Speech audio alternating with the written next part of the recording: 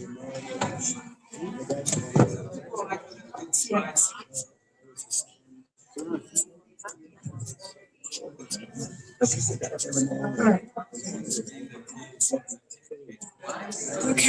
here we go. Welcome, everybody. My name is Audrey Aronchik, and I am a member of our Communities Meet the Author Jewish Book Series Committee. We are grateful that this evening's special guest, Rabbi David Eliezrie,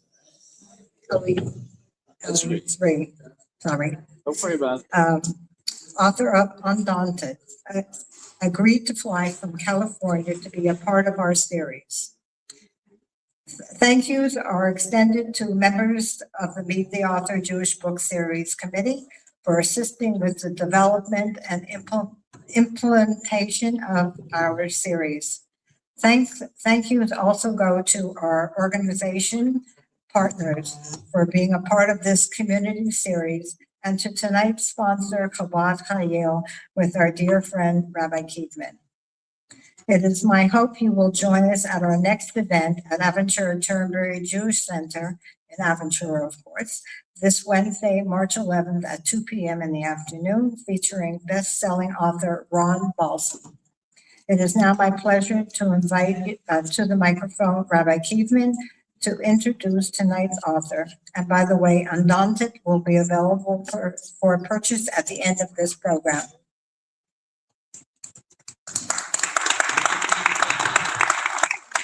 Thank you, Audrey. Good evening, everyone. It's truly an honor to introduce tonight's speaker, Rabbi David Eliezrie. Rabbi Eliezrie serves as Chabad rabbi in Orange County, California, and he spent decades on the front lines of Jewish outreach, education, and public affairs. He is widely respected for representing the broader Jewish community, the media, and for his ability to articulate Jewish values with clarity, confidence, and warmth. It's a shame his wife's not here to hear this. I wish. Rabbi Eliezrie actually spoke to us right here from this very stage several years ago when he introduced his first book, The Secret of Chabad. And we are honored to welcome him back tonight as he presents his powerful and timely new book, Undaunted. My friend Barry Snyder once shared that a while back he led services in Beis Menachem, and he was very proud of it until someone told him, leading the services once doesn't say much. It only means something if they invite you back. Well, Rabbi Eliezrie, Miami has invited you back. In fact, Miami keeps inviting you back, which clearly means you have something worthwhile to share. I'd like to thank David Surowitz and the Michael N. Russell JCC for always including all of us in the Meet the Author series and for graciously hosting tonight's event. I also want to thank my fellow colleagues, the Shluchim of Northern Dade County, Rabbi Ckub, Rabbi Weiss, and everyone who has come here today for making this possible. I look forward to many more joint events together. And of course, a big thank you to Shimon Kaczynski from Prince and Kedem Wineries for sponsoring tonight's wine tasting. And thank you, all of you, for coming out right after Purim during such a busy time. Tonight's book, Undaunted, tells the remarkable story of how the Friediker Rebbe stood up to some of the most oppressive and brutal regimes in history, fighting with every ounce of his strength to preserve authentic Yiddishkeit in Russia, throughout Europe, and later in America and across the world. Rabbi Eliezrie will share with us extraordinary stories of resilience, leadership, and the timeless blueprint the Friediker Rebbe gave us to confront antisemitism and strengthen Jewish life today. Being so much your junior, I hope you don't mind me calling you my friend. Please join me in giving a warm welcome to my friend and colleague, Rabbi David Eliezrie.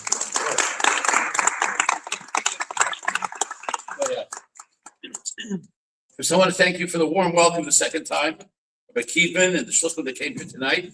And I would say indefatigable David Surowitz, who has been in the JCC here 30 years. If you want, I'll represent you. Maybe we can get you a raise or something like that. It's nice to see somebody so dedicated for Jewish life, putting in such time, and Audrey and the members of the Jewish Book Council who are here doing Jewish books. Books are the really key to transmitting values and ideas. Books have a sense of permanence. Books are something of paramount importance. And it's very, very important that we have books. And nowadays, people have gone so digital, sometimes they forget about books. Books are going to be around forever. There's a story about two parents, and they were wondering what's going to happen with their kid, who was about 12 years old. They're getting close to bar mitzvah.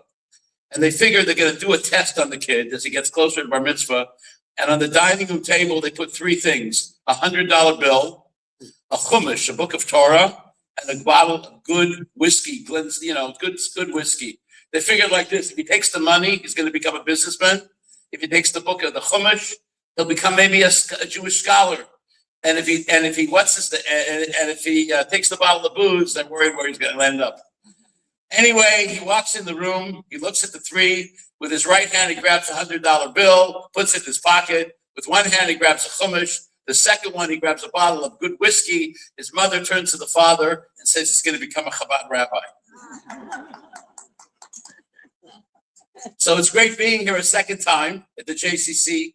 I spent many years ago, I lived in Miami for 8 years. I was a campus rabbi at the University of Miami, actually the pioneering campus. I was the first Chabad Jewish chaplain probably in the United States.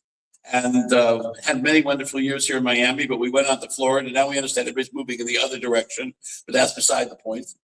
Nevertheless, we're going to talk tonight, and we're going to ask two very big questions, which are germane and important to all of us. It's how do we deal with the rise of anti-Semitism? And how do we ensure a Jewish future? And let's be honest, anti-Semitism has always been around, but what happened on October 7th, it erupted again. And right today, we saw blatant anti-Semitism when Tucker Carlson and Candace Owens decided, guess who started the war in Iran? A bunch of Chabad rabbis. I mean, it couldn't be more meshuggah than that. This is nothing except, what do we have to do with war and battle except that proudly, Chabad Hasidim serve in the Israeli army. And since October 7th, maybe over a million have paid the ultimate price, dedicating their lives, losing their lives in the defense of Israel. But orchestrating the war, not exactly. So we see this already. We see this. And so how do we ensure also a Jewish future in such a chaotic world? And none of these questions are new. They're not new questions. They're not original. They're not this. They've been asked for generations over. What we're going to do tonight is look at the life of the previous Lubavitch Rebbe, who's called by Hasidim the Friediker Rebbe, which is Yiddish for the previous. And we're going to try to understand through his life and how he dealt with such similar challenges, how it can give us a pathway that we can navigate these same problems today, because they're not new and original problems. Now we have to understand the life that he lived, which was one of the most chaotic Jewish eras. He was from the despotic rule of the Tsar of Russia, who orchestrated pogroms and regulated Jews to live in the Pale of Settlements. Now, just so you should understand what that means. If you lived in Russia before the fall of the Tsar, you had to live in a certain geographic area. It's like all the Jews we forced to live in Nebraska or something like that, or Saskatchewan, whatever it may be. And you can't leave without special permission. Maybe you can go to Chicago if you get special permission, but I don't know if anybody wants to go to Chicago, but that's beside the point. Anyway, then he faces down the oppression of the communists, who are trying to destroy Judaism, where they give freedom and opportunity to Jews and they get rid of institutional anti-Semitism. They want to destroy Jewish religion. And then he comes to Western Europe. He has to face the challenge of bringing Hasidism to Western Europe. And with the advent of the war, he's saved in a miraculous fashion. And he comes to America, where Jews are rushing to assimilate. Each one of these challenges is a different challenge. He's born in 1880 in the town of Lubavitch, which is just 10 miles from Belarus in Western Russia. Today, there's no Jews who live in Lubavitch. They were killed off by the Nazis during World War II. I went to Lubavitch as part of the research of this book. And he became the sixth Lubavitcher Rebbe in 1920 with the passing of his father. He was exiled from Russia in 1927 after escaping a death sentence, comes to Latvia, Poland, and he lives in Poland, and miraculously escapes from the Nazis in one of the most astonishing stories. The American government, this is the very end of 1939. America doesn't end the war to the end of 1941, December 7th, as it was called by President Roosevelt, the day that will live in infamy. So 2 years before that, the American government goes to the German government, who hopes America will remain neutral in the war, and says, would you please save this rabbi?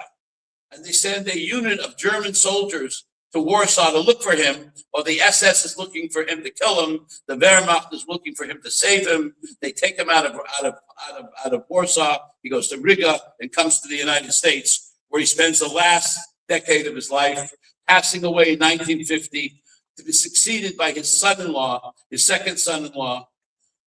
A year later, we all know, everybody calls the Lubavitch Rebbe. But I want to tell you a few stories from his life, which I think are powerful lessons for us and how we face down these challenges. And it already began as a young man that he stood up for Jews. When he was 11 years old, he was studying Mishnah. And his father would give him a little bit of extra money. What does an 11-year-old kid do with money usually? They go buy something for themselves.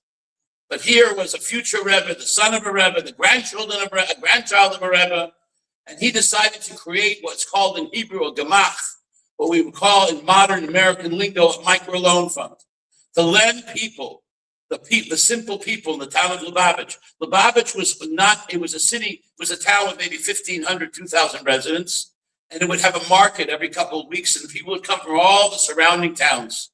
So he would lend money to the Jews in Lubavitch, or they go out to buy corn or animals or whatever they could to sell in the market. And one guy he would stake regularly with loans was a man called Rabbi David. He was the butcher, a simple Jew with a bunch of kids, not very scholarly. And he would lend them the money. He would go out to the fields. He would go out to the farmers. So he's coming home from in the middle of the day. He's walking through the marketplace on the market day, and he encounters this Rabbi David. He's got a lamb in one hand. He's got a couple chickens in the other hand. He's schlepping, and he turns to the young Yosef Yitzchak. His name was Rabbi Yosef Yitzchak Schneerson. And he says, I'm going to have a great day. I got all these, I was able to purchase all these animals. He had staked them for the loan. I'm going to make a few dollars, a few rubles. Not those days, you didn't make dollars, they made rubles. You're going to make a few rubles. And as they are talking, a policeman accosts this Reb David and says, you stole the lamb. What's with you? You sold it. And starts yelling and screaming. And what does the 11-year-old Yosef Yitzchak Schneerson do? He starts screaming at the police officer, and then he starts fighting with him, and he blows the whistle, and then they bring more police, and they bring him into the local jail, and they beat him up a little bit, and they throw him into a dark cell. And there he is in the dark cell. He thinks to himself, what am I going to do? He says, but then he remembers that, there's an old saying that all the Rebbes of Lubavitch got imprisoned one time or not. In fact, there's a real funny story. It's not a joke. It came this week from Purim. I think it was in 1932. The great Rabbi Yosef Ber Soloveitchik, who became the head of Yeshiva University, and the Rebbe were studying together in the University of Berlin. They were celebrating Purim nights. And afterwards, the Rebbe went out. He was still a young man. And he started giving a speech on the university campus. They arrested him. So Rabbi Soloveitchik goes and bails him out of jail. Think about this. Two of the greatest rabbis of the 20th century, the head of Yeshiva University and Lubavitcher Rebbe. So Rabbi Soloveitchik bails him out of jail and tells him, every Lubavitcher Rebbe has been in jail. Now you have been in jail. You're going to be a Rebbe one day. So, true story. We know this from Rabbi Soloveitchik. He's the one who told us the story. The Rebbe never told the story. It was Rabbi Soloveitchik who told the story. Anyway, when his father finds out, who was the Rebbe at the time, the fifth Rebbe, Shalom Daber, the father of Yosef Yitzchak, finds out that his son was arrested, and I tell you the end of the story. Anyway, so then he's in the cell, and then he hears a little bit of a noise. So he thinks to himself, everybody else was arrested, I'll be arrested. He starts reviewing the Mishnah by heart. Then he hears a noise. He remembers he has a match, he strikes a match, and there's a lamb in the corner. What was the story? The policeman stole the animal, put it in the jail cell, blamed the Jew, which is the classic way we do things. Look at Tucker Carlson today, blaming the Jews for starting a war. And then they discover who really did it. The policeman lost his job. The Rebbe gets freed, and everybody lives happily ever after. But when his father hears what happened, he says, so you went to jail to help another Jew. This is what he would do. And in the coming years, he would stand on his father's right-hand side. in community activities. When he's a young man in his 20s, he's dispatched to Western Europe. Why? To get banks and governments to do financial sanctions on Tsarist Russia for orchestrating pogroms against the Jews. In 1913, I don't know how many people remember this story, but it's a very important story. We have the famous Mendel Bayless trial, where a simple guy in Ckub is accused of a blood libel. Who orchestrated it? It was the biggest event of the Jewish year. Every Jew in the world was looking at the Mendel Bayless trial. And who orchestrates his defense? It's this young Rabbi David Eliezrie, who later is becoming the sixth Lubavitch Rebbe. He hires the lawyers. He did the legal strategy. He's not the one arguing in the court. Strangely, the one who made the closing argument to court was a man called Rabbi Avram Mazda, the chief rabbi of Moscow, the grandfather of the famous Jackie Mason.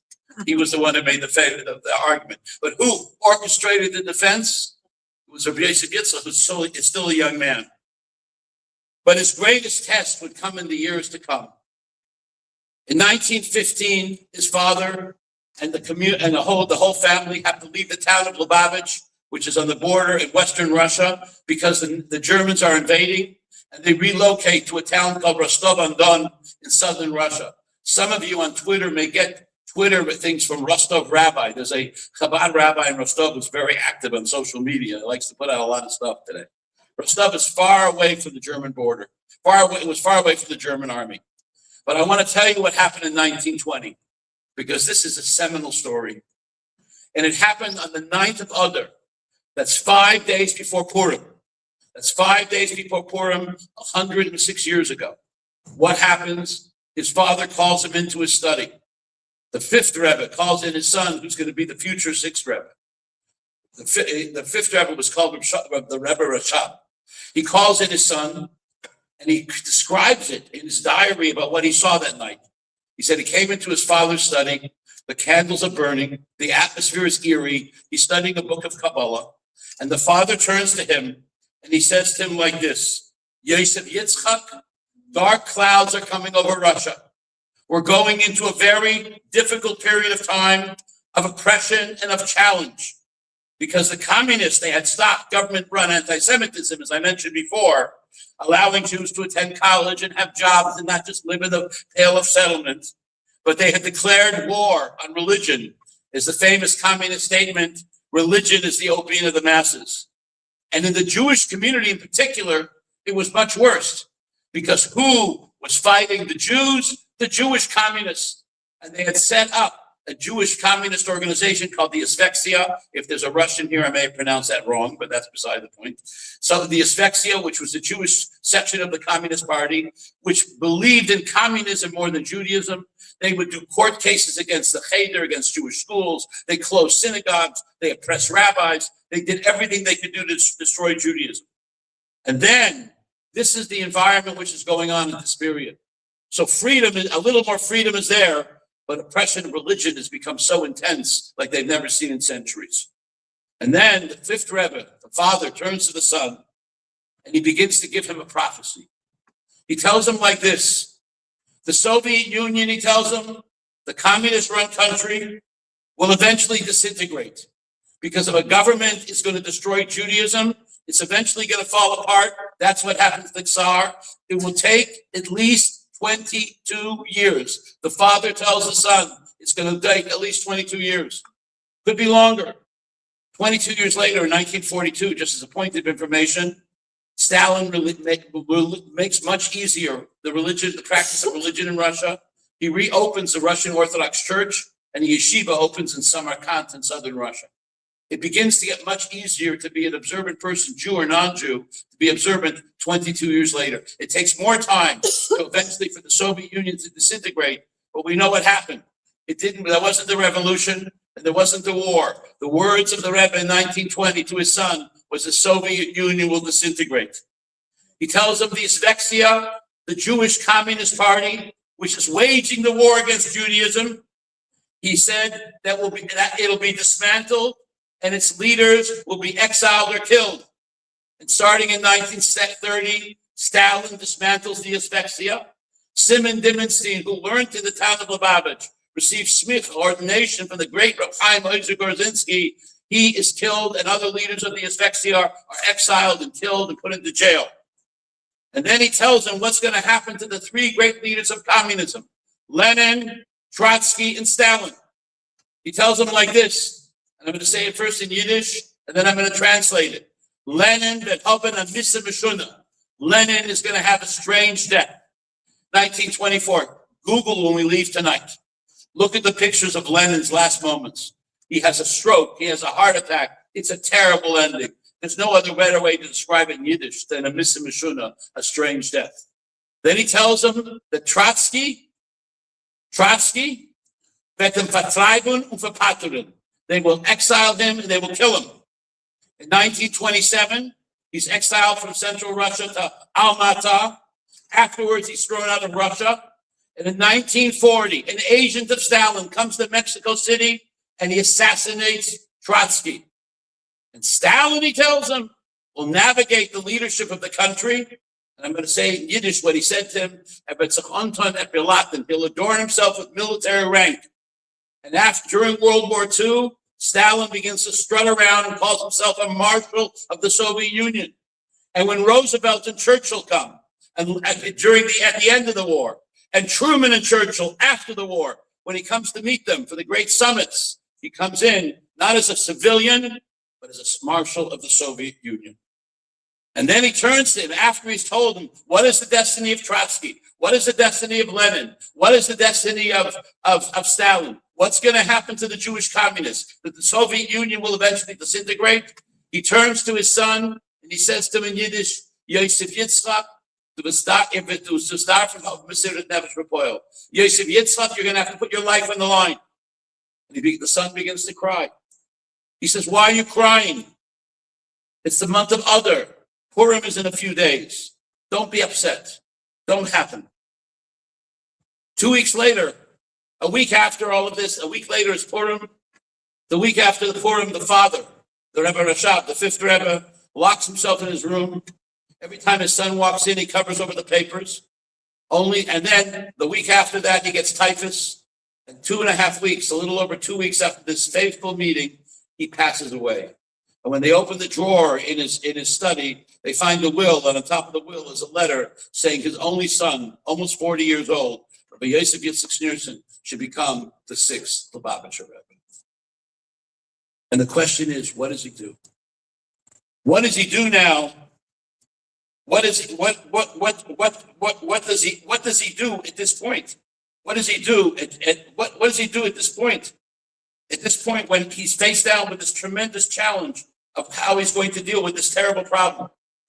So I want to give you a sense about what went on in those days in Russia. What happened in those days?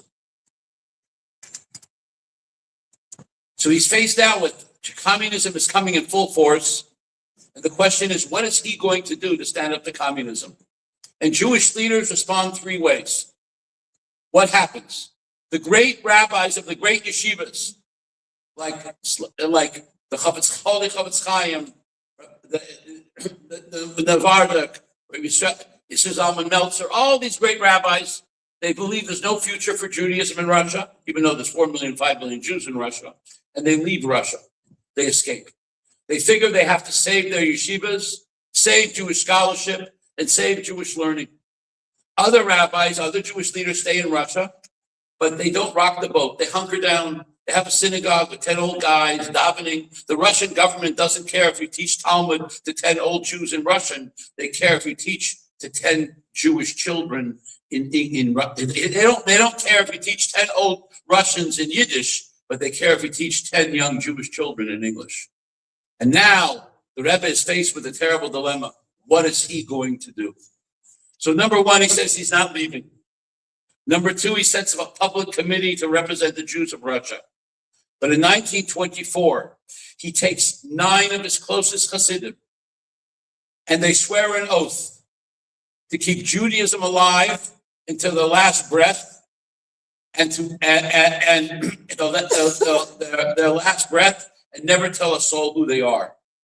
And these 9 become the generals in an army that creates a network of Jewish education that goes from one end of Russia to another end of Russia. It was a network that didn't fall apart to the end of the Soviet Union. And the Rebbe's approach to all of this is a state of absolute defiance. A few months after his father passed away, he's davening in shul, leading the services, which is a custom for the first year. After you lose a parent, you lead the services every day and say Kaddish. And three guys from the secret police come into the room, each one with ammunition belts across their chest, and they come to take him away. Two of them are Jews, one of them he recognized, and the other's not Jewish. And they say, come now, we're bringing you to interrogation. He says, I have to finish the service. So the two Jews want to schlep him right away. The non-Jew was more respectful. He says, give him a little bit of time. After a few minutes, 20 minutes later, they take him out. One guy on one side, one guy on the other side, the other guy behind him. They march him into the police station. He walks into a big conference room. It's a long table, 10, 15 guys sitting on both sides of the table, one guy at the head. Each one sits with a gun on the table in front of them, and they begin to interrogate him. Why are you spreading Judaism? What are you doing? They're trying to do everything. They're asking him questions in Russian. He understands right away that they're all Jewish communists. He answers them in Yiddish. He spoke Russian, but he answers them in Yiddish. This goes on for a couple of hours. They realize that no matter what they say to him, he's unbudging. Nothing is moving. Finally, the guy at the head of the table lifts up his gun and he says, this toy has changed the minds of many people. And the Rebbe responds to him, you're right. This little toy changed the minds of many people with two gods in one world. And I have one God in two worlds, and I fear you not. I have no fear of you. This was the sense. What did he do? When they want to shut down Judaism, he makes a network of Jewish schools. When he sends a teacher to teach in a town and he gets arrested and sent up to Siberia, he cries and sends another teacher the next week. He orchestrates the finances to do all of this all throughout Russia. And the system lasts to the fall of the Soviet Union. In 1994, I was at 30 days after the passing of the Rebbe, I was at a memorial service in Tel Aviv. And the keynote speaker was Yitzhak Shamir, the former prime minister of Israel. And if you know his history, that he was a member of the Etzel, which was one of the groups that opposed the British during the time of the Mandate. And they arrested him, they sent him off to Africa. And after the establishment of the state in 1948, he joins the Israeli Secret Service. So he came as a keynote speaker. And he comes there and he tells us like this. He says, in the early 1950s, we in the Mossad, in the Israeli Secret Service, Israel had established diplomatic relationships with Russia. And it lasted, by the way, from 48 until 67, and they cut it again till the Soviet Union fell apart. We came in the 50s, and we started going town to town because we wanted to connect with the Jewish community. And we discovered in every single Jewish community, there was a secret Jewish underground organization run by the Rebbe in New York. The previous Rebbe had started it, and the Rebbe had continued on with it.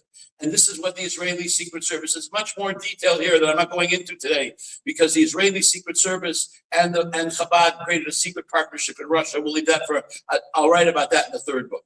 But, coming back. But I want to tell you another story. In the middle of the 6-day war, Yom Kippur War, Golda Meir flies up on Sukkot, to the front lines of the Golan Heights. And with her is Moshe Dayan, the chief of staff, the defense minister, Dudu Lazar, the chief of staff, and her aide, a man called Yehuda Avner, who told me the story. And you can actually see a picture of it, by the way. And she came down there to give her a military briefing. And while Golda Meir may have been a great politician, she didn't know much about the military.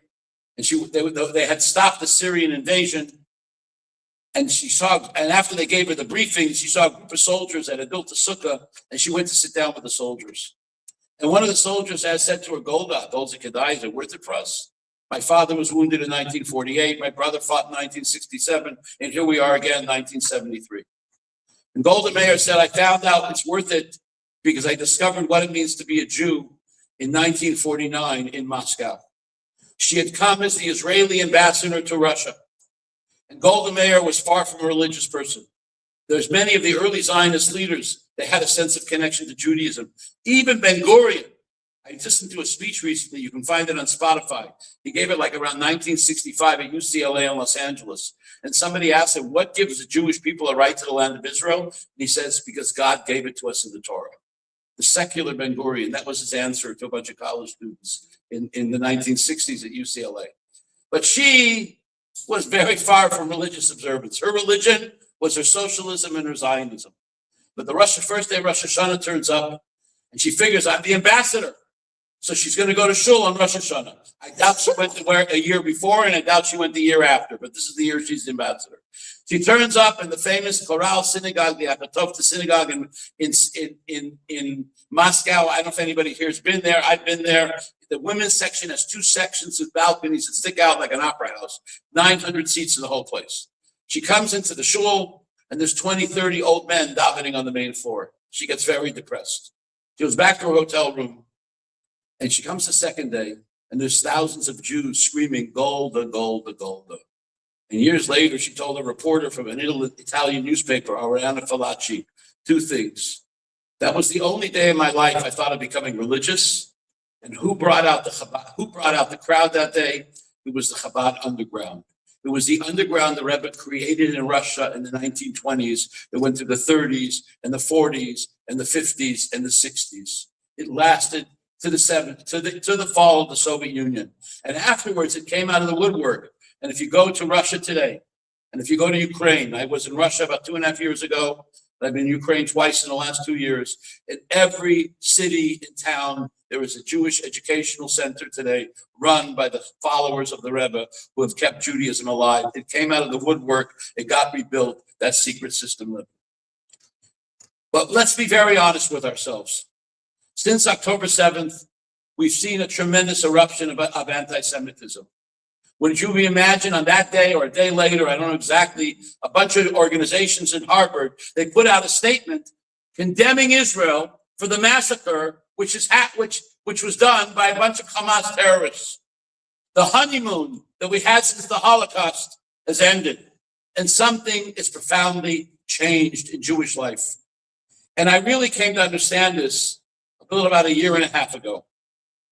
From time to time, we had a meeting 2 days ago by Zoom.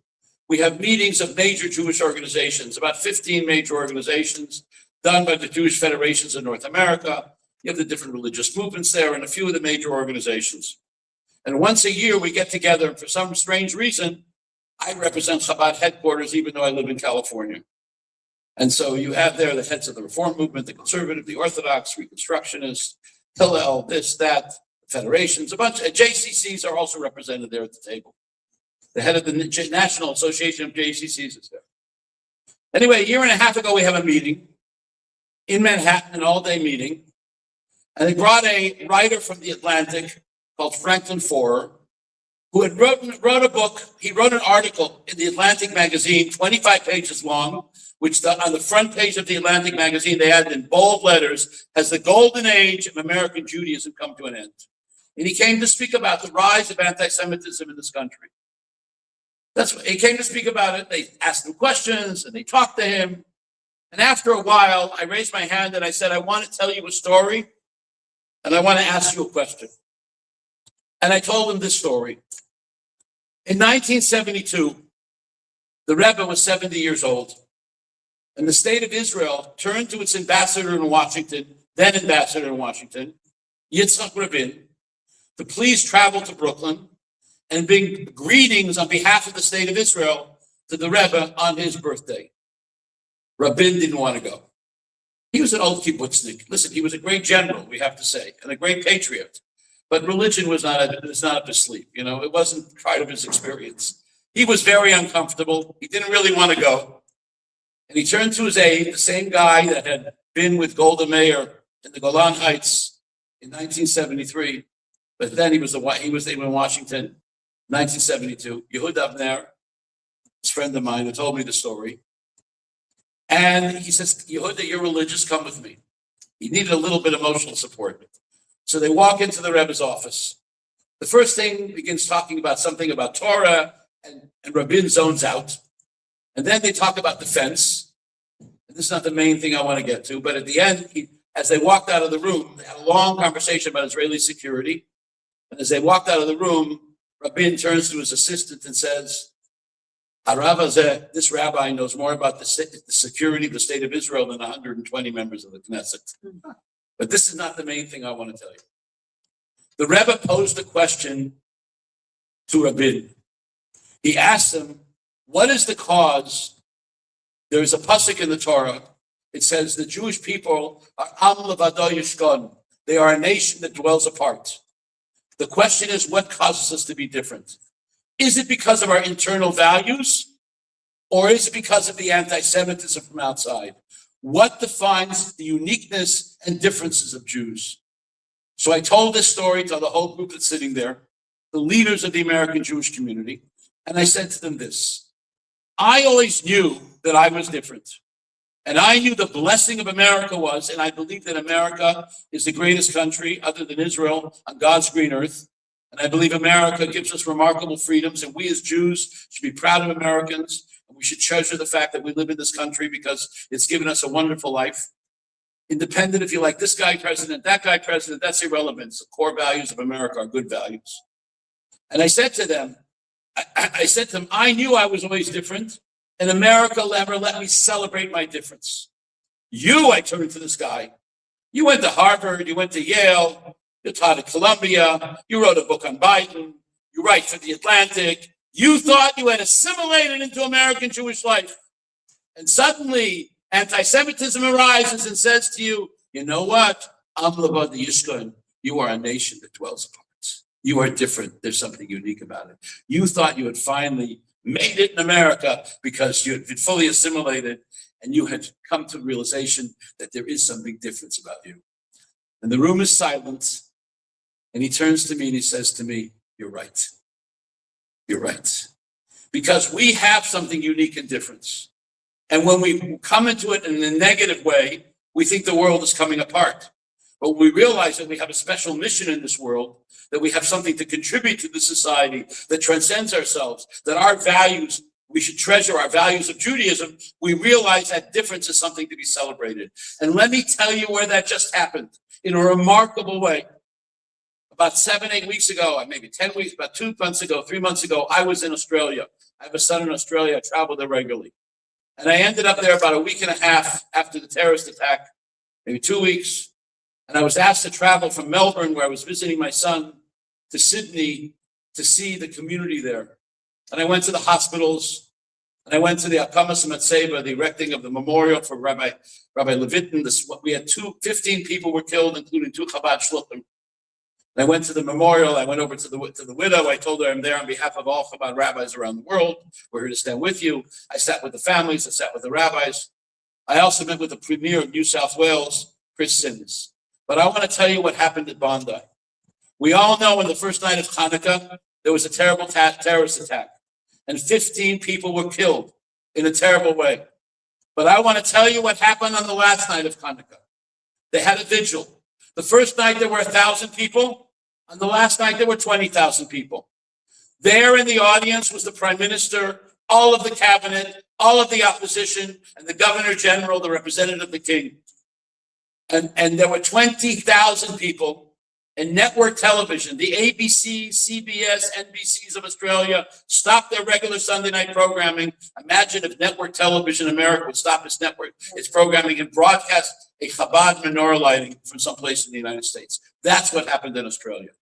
And by the way, they didn't let the Prime Minister speak because he had recognized the Palestinian state, and they were very upset with him. Since then, he's made some amends to the Jewish community to his credit. And also, about 3 weeks ago, we hosted the president of Israel, Yitzhak Herzog, who came to console the community in a very dignified fashion. But we're talking about the first moments after the attack, first days. But I want to tell you what Chris Sims did. I want to tell you what the rabbis did. Chris Sims is the Premier of New South Wales, and he gets up there and he says, the rabbis are telling me what we need to do. Every one of us, he said, the whole country is watching this on television. This is network television for the night. We each have to do a mitzvah for Bondi. And he says, let me tell you what a mitzvah is. A mitzvah is an act of kindness, an act of goodness, an act of dignity. And the rabbis, what happened in Australia? In America, what happens whenever there's an anti-Semitism? We talk about victimhood. We talk about we're suffering. We talk about all these terrible things. We talk about Holocaust museums. By the way, in LA, we have 2 Holocaust museums. Not enough to have one. We have 2 of them. There's one you go to, one you don't go to. It's, what do we need 2 Holocaust museums for? We talk about all these terrible things that happened to us. And you should remember the Jews are so innovative. We've won so many Nobel Prizes. We created ways and we have gay parades in Tel Aviv. You should like the Jews. That's what American Jewish establishment does. What happened in Sydney? Chabad dominated the narrative because we were the ones that were killed. And what did we talk about? We talked about the mitzvahs of Noah, the universal Jewish principles, about doing goodness and kindness to other people. We came out there with a brazen statement of Jewish identity. We gathered 20,000 people at Bondi Beach a couple of days later, and we said, we're proud Jews and we're unafraid. And if you look at the polls today in Australia, they've shifted because the Australians have realized they have 2 choices right now. They've got the Jews who speak about Judaism, about decency, about goodness, about acts of kindness. And they have the jihadis that talk about killing you. Or a bunch of mosques this week that are doing memorials for Khomeini in Sydney. I follow the media in Australia very closely. What happened was, because they came out with a bold statement of Judaism, a bold statement of Jewish pride, and they came out with a bold statement of Jewish ideals and principles, the whole society shifted. What did they do? They took the cue from the previous Rebbe. When he was facing down communism, it wasn't less Judaism, it was more Judaism. When they tried to intimidate him, he says, I'm coming back swinging. They took his approach, and that's what they did. So this is what we have to see. Because what did he do in Russia? He first took the strong stance in the ideals of Judaism, and then his response was more Judaism. And this is what his attitude was. And I'll share with you one more story about what happened to him a few months before he was imprisoned. In June of 1927, he was jailed and sentenced to death in Russia for spreading Judaism. A few months earlier, 8 or 9 months earlier, was the holiday of Simchas Torah. Simchas Torah is a day of great joy and happiness. And the previous Rebbe had a secretary. His name was Rabbi Chatzah. And on that day, after all the celebrations were done, Chatzah decided it was a moment of spiritual opportunity, and he wants to go into the Rebbe to ask him for a blessing. And he brings his kids inside. We're talking about September 1926. It's 100 years ago. He brings his kid, just short of 100 years. He brings his kids inside, and he asks a blessing for the children. And they give him the Rebbe gives him a beautiful blessing, and he tells the kids to go out. And at that point, the Russian communists had become much more tougher. They were arresting rabbis and teachers and closing schools. So he turns to the Rebbe and he says, Rebbe, I need a blessing to keep the whole secret underground system in Russia alive. We need to keep it going. We need a blessing. And he doesn't respond. He sits there for 5 minutes in silence. And we know this because he wrote a letter to a friend of his in America and told this whole story. It's supposed to be a secret. He writes in the letter. I have the letter. He says, finally, after 5 minutes, the Rebbe turns to him and he says to him, I'll translate it to English and say instead of in Yiddish. He says, there's no blessing for this, he says. He says, in Judaism, we have 2 kinds of self-sacrifice. We have the self-sacrifice of Rabbi Akiva, the self-sacrifice of our first Jew, Abraham, Avram Avinu. And those of you who go to on Yom Kippur, you stay to the end of services. Not too many people do because there's no buffet. What happens is we have a section about the 10 martyrs. And one of them was Rabbi Akiva, who figured he did everything for Judaism and he wanted to give his life up to God. So the Rebbe tells his chassid, his secretary, his assistant, Rabbi Akiva wanted to be a martyr.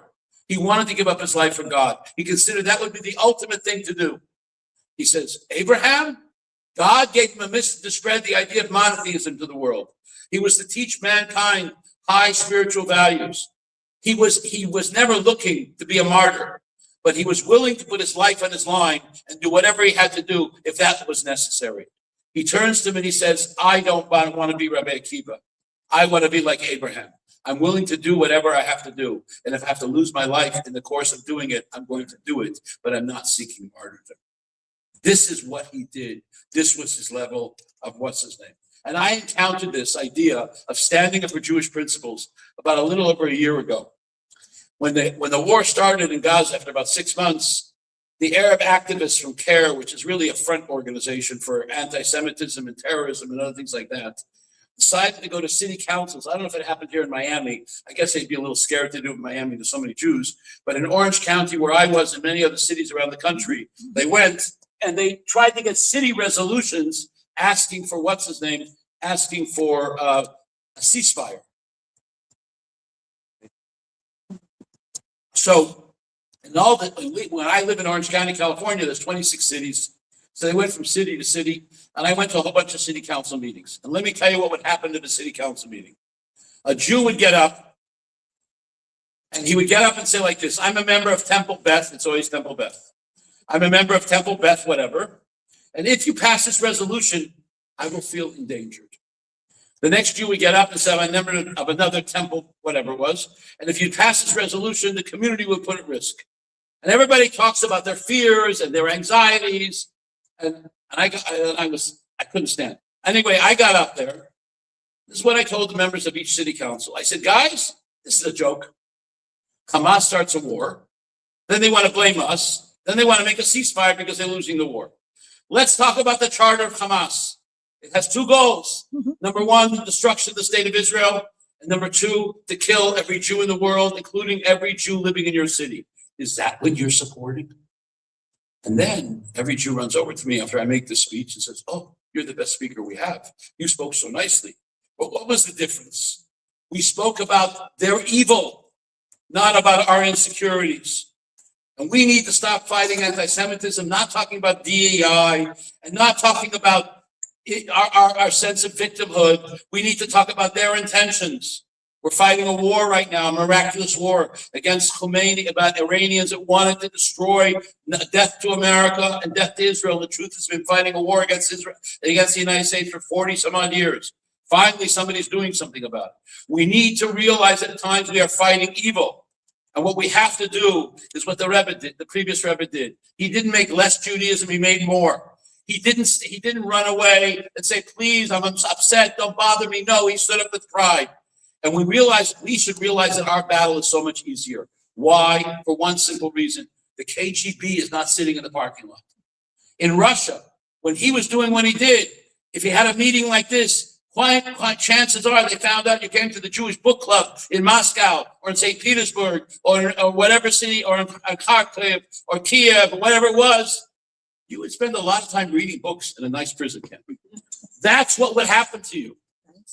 But here in America, what's our risk? We can stand up with pride. We have nothing to be embarrassed about. We have nothing to be depressed about. We could be proud Jews in this country. And I realized this a few weeks ago. I was getting on a plane in Orange County Airport. Orange County Airport was voted recently the nicest mid-sized airport in the country. And there's not too many religious Jews there. It's not like here you got a kosher restaurant at every shopping center. It's unbelievable. This is gastronomic Jewish heaven over here. Anyway, so where we live, Orange County, if you get religious, they move to LA. Anyway, we're standing in line to take a flight to San Francisco. Our kids, we have some kids that live in San Francisco. And we look at this couple, and it looks like the woman is wearing a sheitel, a wig. The kid has little payas, and there's no yarmulke. So it looks like it doesn't fit. And my wife says to me, are they Jewish? They look Jewish, but they are Jewish. But suddenly they start speaking in Hebrew. Start speaking in Hebrew. I say to them, no, Mefatem, where are you from? We're from Israel. Matem al Simpo, what are you doing here? Banu Lavaker at Disneyland. We came to visit Disneyland. So finally I get a little chutzpah. You know, Chabad rabbis have a little bit of chutzpah. You heard that sometimes? And I say, no, why is the kid not wearing a yarmulke? It's dangerous to wear a yarmulke in Disneyland. The Magic Kingdom. Anyway, I hit the roof. I told him what I thought. The 10-year-old kid turns to his mother and says, Ima, Amantilach, I told you, there's nothing to be afraid of. By the time they got off the plane in San Francisco, the kid's wearing a yarmulke. We have to stop running around here with our anxieties. We have to be proud Jews. We have to be strong Jews. We have to be unabashed Jews. And what we need is more Judaism and not less Judaism. And now brings us to our second question. How do we forge a Jewish future? And again, let's look at the Rebbe's response. In Russia, as I mentioned before, it was okay for an old rabbi to teach a few people in a shul in Yiddish, but the battle was about the children. The communists, what did they do? The asphyxia of the Jewish communists. In the 1920s, they opened up a whole school system where Jewish children were talking about in Yiddish, about Lenin and about Stalin and about all the great communist leaders, but God forbid, not a word about Judaism and not a word about God. And the Rebbe opened up a secret network of Jewish schools where there were thousands of children. And then in America, when he gets here in 1940, he does the same thing.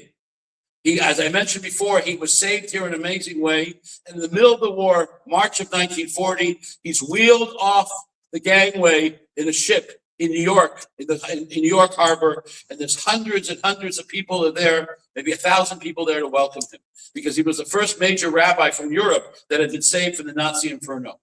But I want to tell you what happened in the dock that day, because it's a turning point.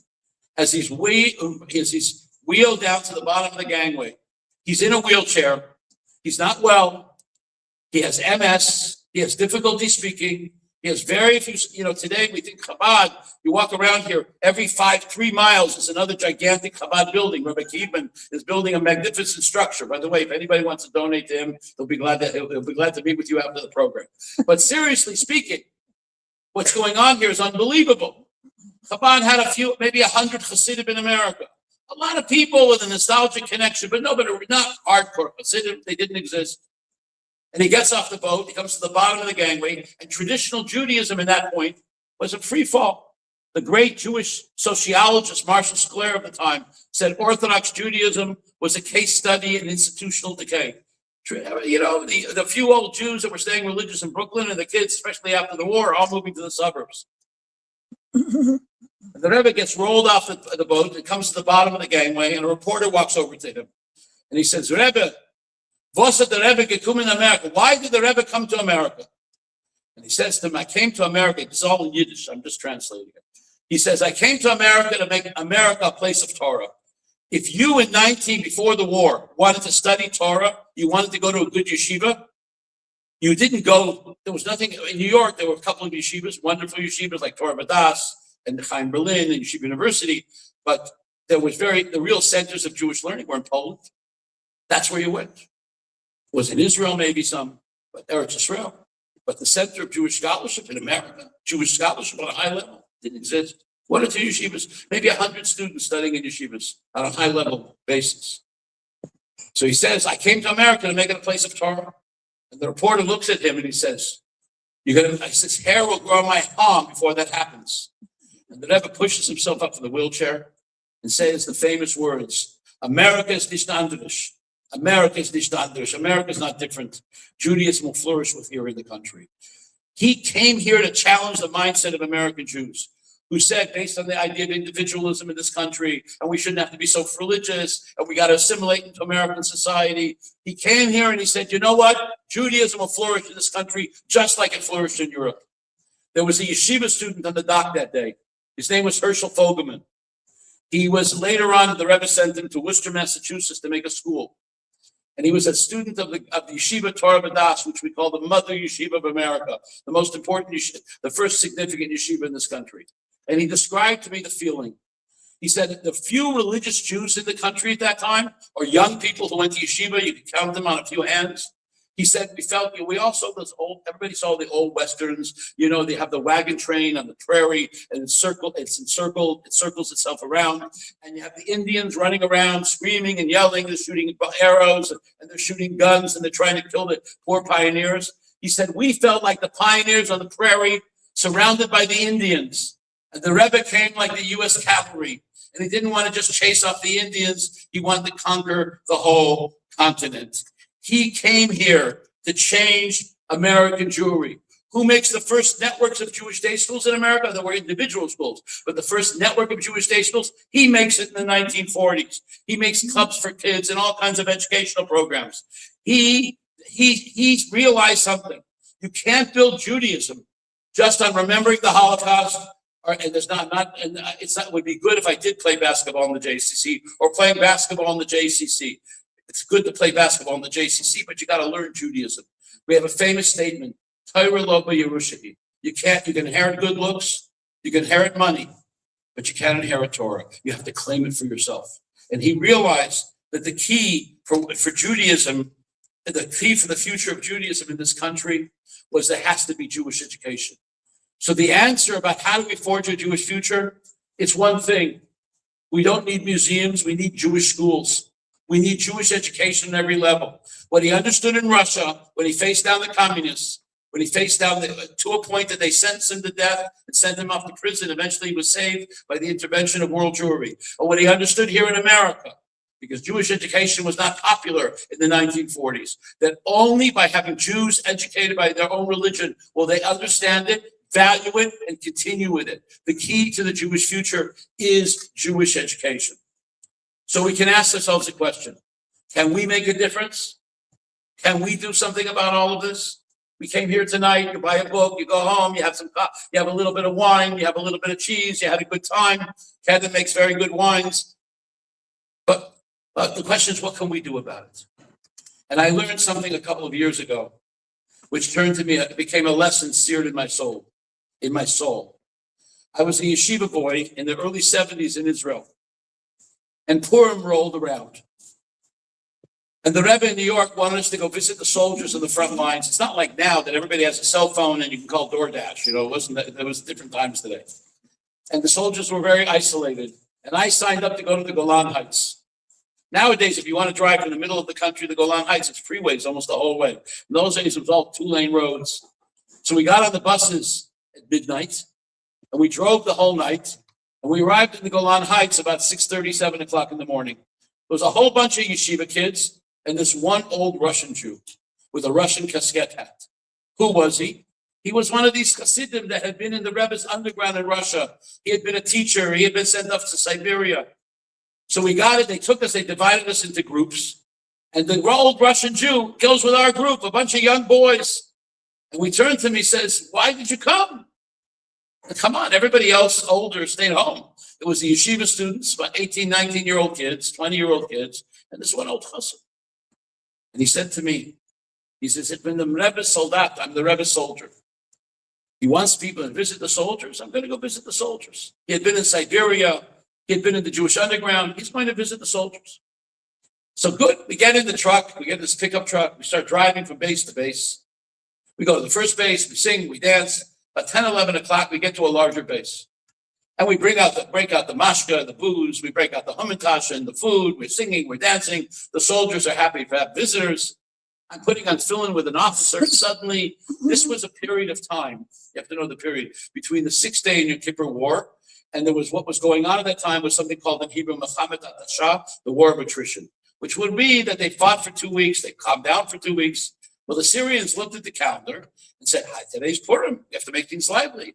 So as we're in this base, they hit us with a massive artillery barrage. We're not talking about little Scud missile, that they knocked down by Iron Dome. We're talking about real serious stuff. So the commander rips up the tefillin. He tells us, "You guys got to get out of here." He puts us in the truck and we race away from the camp, which is being shelled by these big shells, and they all go into the bunkers. He's petrified we're going to get killed. And as we're racing out of the base, the old chassid turns to the 4 of us in the back of the truck, the 4 of my young yeshiva boys, and he says to in Yiddish, he says, "Heint, hast du gehabt gewaltiges Schuss." He said, "Today you had a great honor, you had a great merit." We looked at him, he says, "What kind of honor did we have? Chabad gehargedevorn, we almost got killed. What are you talking about?" He says, "No, today you put your life on the line for another Jew. Today you had the honor to do something for another Jew." Which tells us something important. We today are fighting battles for the Jewish people. If it's a battle against antisemitism, it's a battle to get another Jewish child into a school. If it's a battle to put another Jewish child into a Jewish camp, it's a battle for Jewish continuity. We are fighting a battle. And we have to realize it's not the battle like in Russia where you go off to Siberia for standing up to the Russians. We have to feel it's an honor for us to take this battle. We have to feel it's an honor for us to do this. We have to stand up for all these things. We have to be unafraid to teach our values. And let's look at the final proof. I was in Israel in November. And I was there for a meeting. I had to go to a meeting, and I stayed an extra day. And they had a conference in Jerusalem. They brought all the Jewish educators from Ukraine and all the Jewish educators from Russia. I'm not talking about the rabbis and rebbitzins. I'm talking about all the people that run these schools, the preschools, the teachers, the principals, etc. About 150, 200 people. We had a war between Russia and Ukraine, but we had a conference where all the Jewish people came together. The system in Russia today and Ukraine, 90%, if not 95% of the Jewish education system is run by Chabad. And it finished off with an evening of tribute. And the keynote speaker was the president of Israel, Yitzhak Herzog. Well, between me and you, I was supposed to present him the book officially at Bet HaNasi at the president's residence a week from Sunday, but I ain't going to Israel because we can't get there right now. So I got to reschedule that. But nevertheless, he got up there and he says, you are guaranteeing a Jewish future in Russia and in Ukraine. Who are these people? Communism is dead. And in every city and town in Russia and Ukraine today, there's a chassid of the Rebbe who's spreading and teaching Judaism. What lasted and what didn't? What endured and what did not endure? Judaism endured because of the self-sacrifice they had there. And we have to realize that we are enduring as a people. And this really was driven home to me a couple of years ago. I went one day to the British Museum in London. Now you got to know something about the British Museum. The Brits stole everything. I'm telling you, they stole everything, these guys. So I go to the British Museum. I actually was in London about 4 or 5 weeks ago at Chabad Belgravia. Would you believe, you look outside, in front of this Chabad house is the wall around Buckingham Palace. You walk 100 feet up the block, and there's the entrance to Buckingham House. I was there for Shabbos to do a Shabbaton, a scholar in residence, but the king didn't turn up. I thought he's going to come for the Kiddush at least, Cholents or something like that. Didn't turn up. Anyway, I'm in the British Museum, and every day in davening we talk about the nations that lived in the land of Israel before Joshua conquered it. And one of them is the Hittites, the Hittite. And there's a little leftover archaeology for the Hittites. We're going back, 3,500 years. And then I come into this other big room, this beautiful room, and we know about Sennacherib. Sennacherib was the king of Assyria, who he tried to conquer the land of Israel. Ultimately, he didn't conquer Jerusalem, and he exiled the 10 tribes. And he made this long stone relief, it's like 100 feet long, showing him marching the 10 tribes out of the land of Israel. He put it in his palace in Assyria, which is around Iraq. And the British came and they stole it, and they put it in the British Museum. And here I am looking at this whole stone image of the army, the Assyrian army, marching the 10 tribes out of the land of Israel. After we finished with the Assyrians, what did we have? We had next. We had the destruction of the temple by Nebuchadnezzar, the Babylonians, and they have a whole archaeological piece from Nebuchadnezzar and the Babylonian Empire. And they destroyed the temple 2,500 years ago. Then 70 years later, we came back to Jerusalem. We rebuilt the temple. A few hundred years later, we had a little bit of sorrows with the Greeks. We ended up with a holiday. You know how it works in Judaism. They tried to kill us. We survived, let's eat. Well, anyway, we have Hanukkah with latkes and the whole business. And you have all this archaeological stuff, and this remains from the Greeks. And finally, I come into the last section, and there's the Romans. And we have what happened. The Romans destroyed the temple 2,000 years ago. And I'm thinking to myself, where are the Assyrians, and where are the Babylonians, and where are the Greeks, and where are the Romans, and where are the Turkish Empire, and where are the Nazis, and where are the communists? They are the ash heap of history, and if they're lucky, they have an exhibit at the British Museum. And here I am standing there, a simple Jew, and I'm saying to myself, here I am, and we, the Jewish people, we're an Am Netzach, we're an everlasting people. We're surviving. We're not only surviving, we're thriving. We're moving, we're growing, we're developing, we are moving forward. So we shouldn't think Jew walks around today and says, oh, it's hard to be a Jew. No, it's good to be a Jew. We, my friends, are living in a time of miracles. What's happening this week? America is battling the biggest enemy of the Jewish people together with the greatest army of Israel. It's an unbelievable miracle. The week of Purim, we have a second Purim with Persia. We are an Am Netzach. We are an everlasting people. So as we stand and we think to ourselves, we may get a little bit depressed. No, the Jewish people have survived. Communism is end, and all these other empires have come to an end. And we, my friends, still continue to be alive. Am Yisrael Chai. Thank you very much. If anybody has any questions, we'll take a few questions for a few moments. Then we'll sign some books. We'll drink a lot of wine, and this will be driven home in buses. Yes, sir. Number one, how come the Rebbe went to Israel. And another question is, when you come into a Chabad synagogue, there's no Israeli flag or American flag. Okay. First thing, yeah, One more question is that Chabad is now run by a troika. is what? It's not what? Chabad is running now by a troika, but 3 people, 3 rabbis. No. I thought you don't have any. So I'll answer your first questions. First thing, the previous Rebbe did go to Israel. The Rebbe did not go to Israel. But the Rebbe probably sent more people to Israel, Aliyah, immigration, probably almost any other Jewish leader. Also, Chabad does not agree with the rest of the Haredi world in Israel about how to deal with the modern state of Israel. In fact, interestingly enough, in 1947, at the vote of the UN is an amazing story, that the vote happened in November of 1947. That morning of the vote was the previous Rebbe, one of the people managing the vote was at that time, he was known as Zalman Rubashov, and later he changed his name to Zalman Shazar. He was president of Israel for 10 years. He was also minister of education. He came from a Chabad family. So the morning of the vote, the previous Rebbe has his son-in-law call up Shazar to ask him how the vote's going. And he tells him that it doesn't look good. They think they're going to lose. So the son-in-law goes back to the Rebbe to tell him what to do. He says, tell them they're going to win with an addition. And we know there was a change. And what happens, the vote is changed. And Saturday night, the vote changes and the win goes through. So that, to answer your first question, is if Chabad took a different attitude to the state of Israel than the rest of the Haredi world, we supported it, we're engaged with it, we go to the army, and we die for it. We didn't agree with the religious Zionists. That was the first state of redemption. We do believe there were miracles in 1947, 1948. And also, I personally don't believe that a shul should have a flag of any type. All should have is a Sefer Torah. So Rav Moshe Feinstein actually writes to have a flag at a synagogue. It's not the place for a synagogue. There is synagogues in America that have flags. We personally believe that the only thing to be in a shul should be a Sefer Torah, not flags in the United States. And we don't put flags in any country in the world. We don't put flags up in synagogues because we don't think it's appropriate.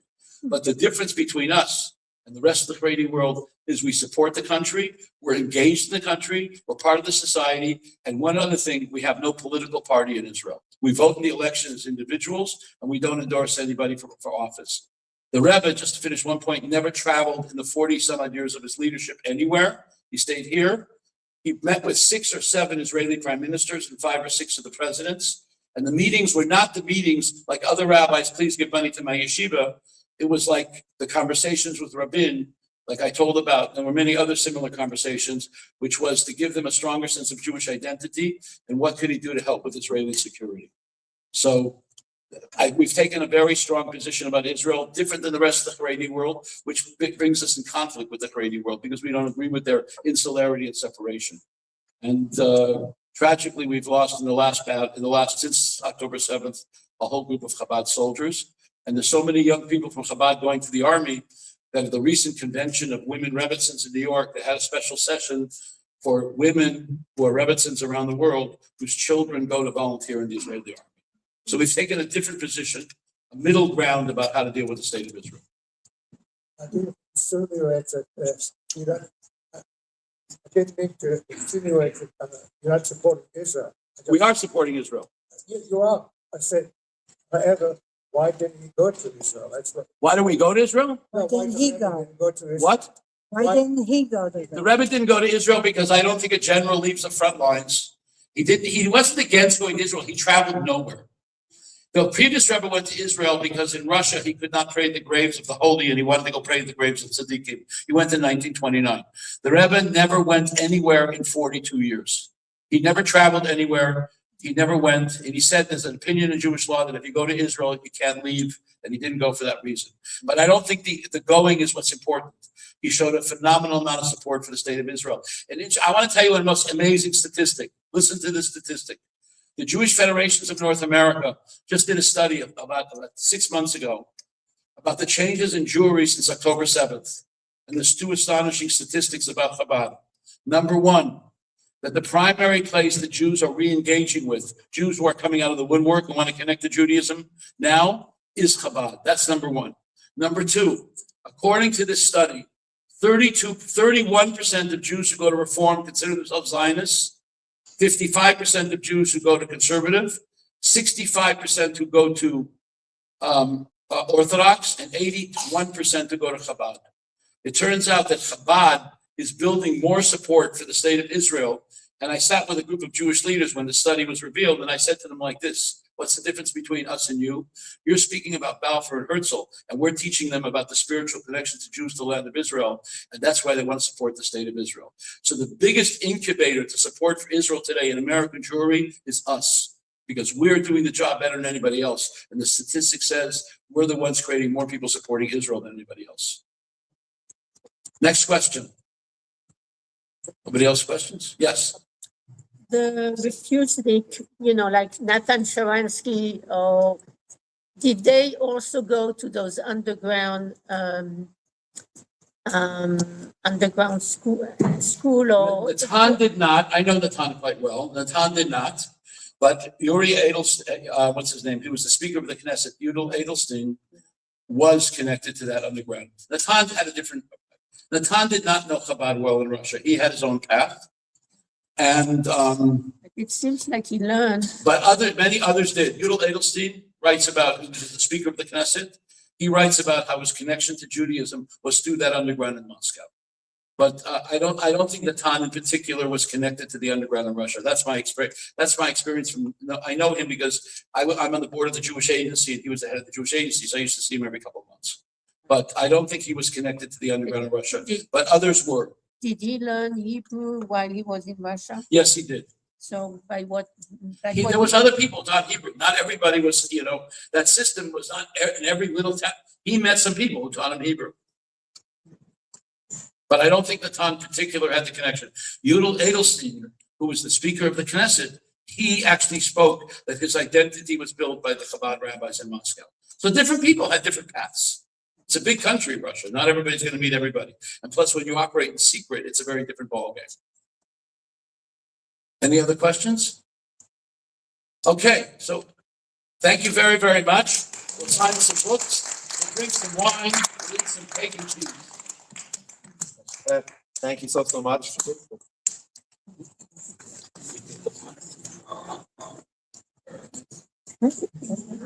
Chaim, thank you so much, Rabbi Eliezrie, for those powerful and inspiring words. Your stories and insights remind us that courage, faith, and determination have always been at the heart of Jewish survival and growth. The story of the Friediker Rebbe is not just history, it's a blueprint for how we today stand strong, live proudly as Jews, and respond to the challenges of our time. We're truly grateful that you came back to Miami to share these lessons with us. Before everyone leaves, I encourage you to take the opportunity to pick up a copy of Rabbi Eliezrie's book. I'm sure Rabbi Eliezrie will be happy to sign copies and continue the conversation. Thank you again to Michael and Russell, MAR-JCC, and my fellow Shluchim in North-Dade County for helping make tonight possible, and for Shimon and Kedem Wines, and thank you all for being here. A few quick reminders.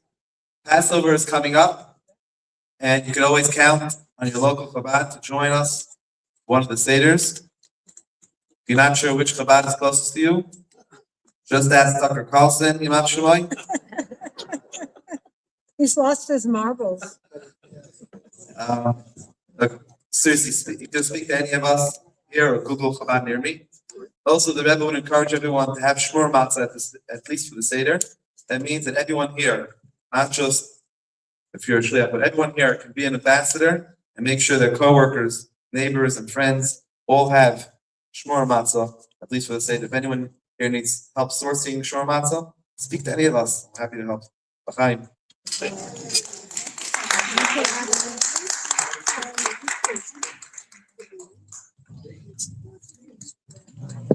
Yeah.